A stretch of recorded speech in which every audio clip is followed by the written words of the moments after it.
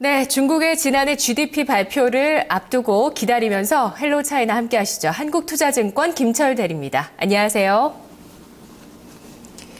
네, 안녕하십니까. 네, 대리님. 중국 증시가 강세장, 정말 살 기회를 주지 않고 연일 몇 달 동안 강세장을 이어가다가 바로 어제장에 하나 악재가 나왔습니다. 신용거래를 제한한다 이런 내용이었고요. 21선을 지금까지 추세에서 처음으로 이탈하면서 7% 이상의 낙폭을 보였습니다. 종합해서 투자 의견. 자, 지금 현재 3,100선, 3,110선에서 거래가 되고 있는데요.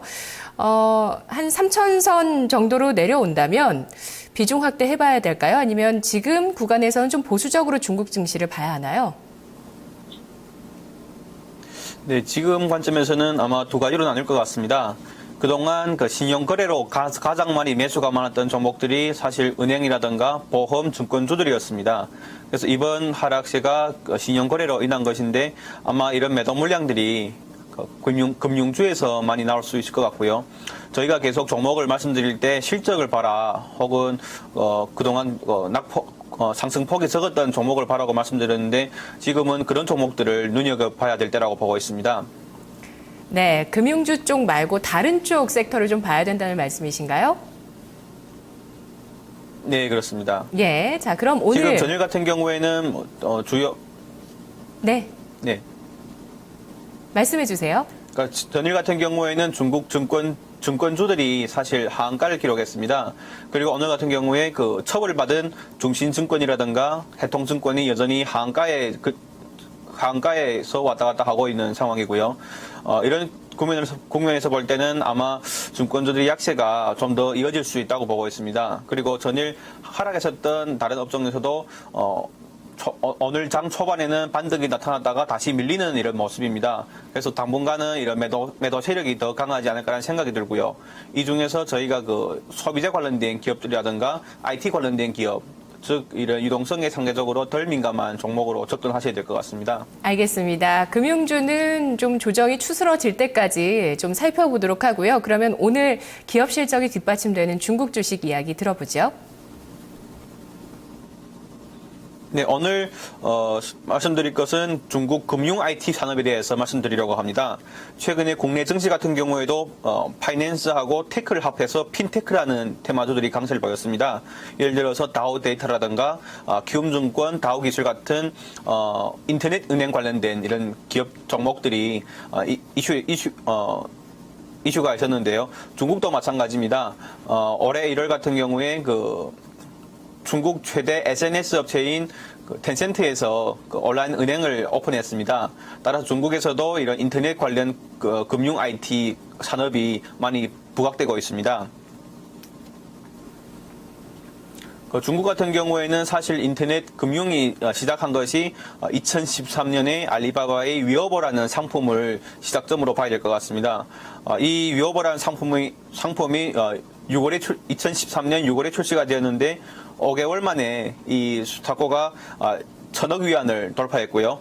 지난해 말까지는 5,700억 위안을 기록해서 중국 내 최대 MMF 상품이 되었습니다. 그래서 1년 만에 이 순서가 바뀐다는 건 아주 어마어마한 이런 사건이라고 볼 수가 있고요. 그리고 금융 IT 산업 같은 경우에는 워낙 이전도가 진입 장벽이 높기 때문에 대형 업체들이 거의 독과점하고 있는 상황입니다. 제가 준비한 차트를 보시면 증권사들이 HTS를 개발하는 업체들인데요. 이 중에서 금증 테크놀로지가 37%를 차지하고요. 항생전자 같은 경우에는 지난해 알리바바에서 인수한 기업입니다. 이 회사가 35%, 그리고 금사달 같은 경우에도 13%를 차지하고 있는데 이 회사도 지난 2010년 정도에 외국계 회사에 인수가 되었습니다. 여기서 보시다시피 이제는 이 산업 자체가 주요 업체들이 독과점하는 시장이라는 걸 볼 수가 있습니다. 네, 그렇군요. 제가 대학원에서 전공이 금융 IT 공학이거든요. 오늘 관련 분야를 해주시네요.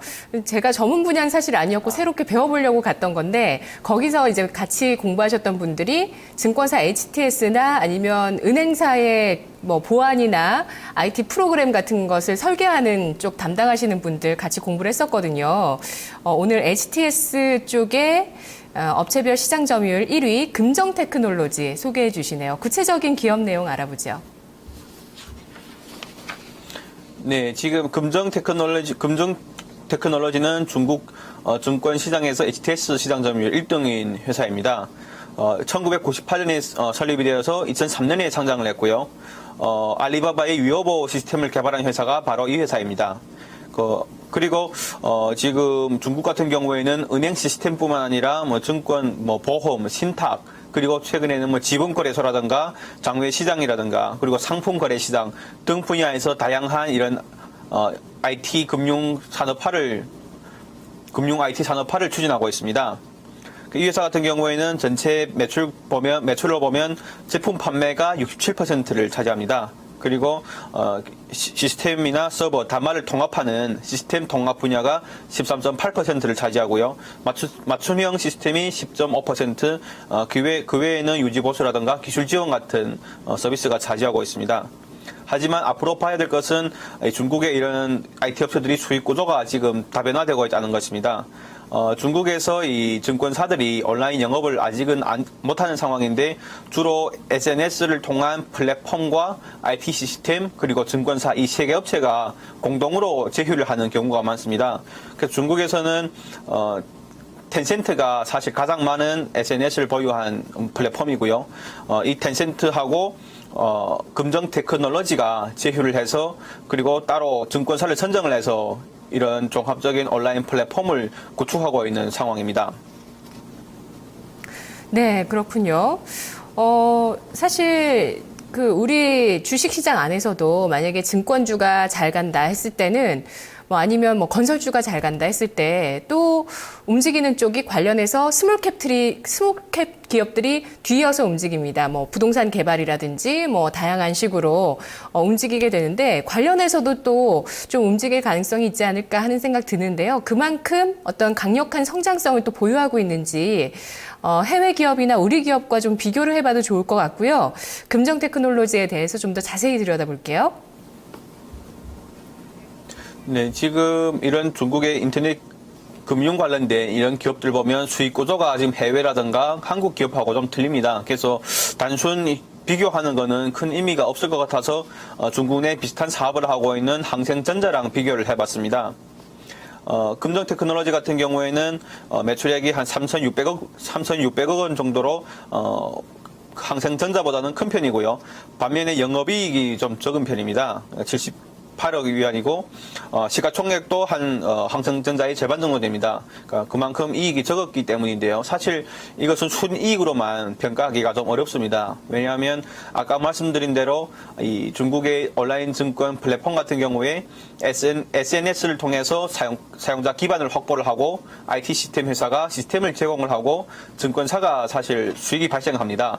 결국 이 증권사가 이 플랫폼을 통한 수익에서 일부를 리베이트 해주는 이런 수익을 배분하는 형식으로 수익을 잡기 때문에 지난해 같은 경우에는 2014년 같은 경우에는 금정 테크놀로지가 대부분 증권사와의 이런 시스템 구축을 많이 했습니다. 결국 이 가운데서 초반에 설치하는 비용은 적게 받는 대신 나중에 수익 배분할 때 많이 받는다는 이런 구조를 갖기 때문에 이 시스템 구축이 지난해에 서너 개 증권사에서 완료가 되었기 때문에 올해부터는 이런 부분이 수익 기여도가 높아질 수 있을 것 같습니다. 실제 순이익이 2013년에는 194억 194억 원밖에 되지가 않지만 올해 2014년 기준으로는 한 53%가 증가할 것으로 예상되고 있고요. 올해에도 이 순이익 증가율이 50%를 유지할 거라고 보고 있습니다. 때문에 이 성장성은 아주 큰 기업이라고 볼 수가 있습니다. 그리고 기술력 같은 경우에도 이 회사가 아까 말씀드린 대로 알리바바랑 2013년에 최초의 이런 온라인 MMF를 개발한 데 이어서 중국의 은리언 카드 회사랑 또 온라인 지불 시스템을 개발했고요. 그 외에 2014년에는 텐센트와 수닝 같은 중국 대형 이런 온라인 결제 시스템이랑 모두 제휴를 한 기업입니다. 그래서 이 기술력으로는 아주 인정받는 기업이라고 볼 수가 있습니다. 또 하나 중요한 모멘텀은 지난 2014년 1월에 알리바바가 그 업계 2위 업체인 항생전자를 인수를 했습니다.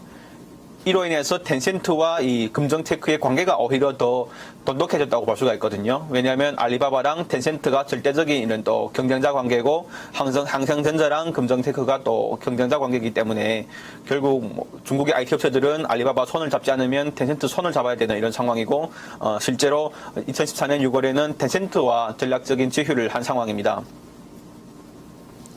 네, 알겠습니다. 자, 항생전자 같은 경우도 아주 매력적이네요. 예. 영업이익률이라든지 뭐 팔고 나서 남기는 부분이 좀 많은데 금증테크라고요. 금정이 아니라 금증테크. 금증테크도 네. 성장성에 있어서는 올해 기대된다. 순이익 성장률이 올해 50% 정도 기대된다고 얘기를 해주셨습니다. 자, 그러면은 투자 포인트 다시 한번 정리를 해볼까요? 금증 테크놀로지, 금융산업, 중국의 진짜 거대한 그 금융산업의 인프라를 닦는 그런 업체라고 보면 될 것 같아요. 네, 맞습니다. 아까 말씀드린 대로 알리바바가 항생전자를 인수를 했었고요. 사실 시중에서는 텐센트가 이 금증테크를 인수할 거라는 루머가 사실 많았었습니다. 저도 이게 절대 뭐 불가능한 일은 아니라고 보고 있는 상황이고요.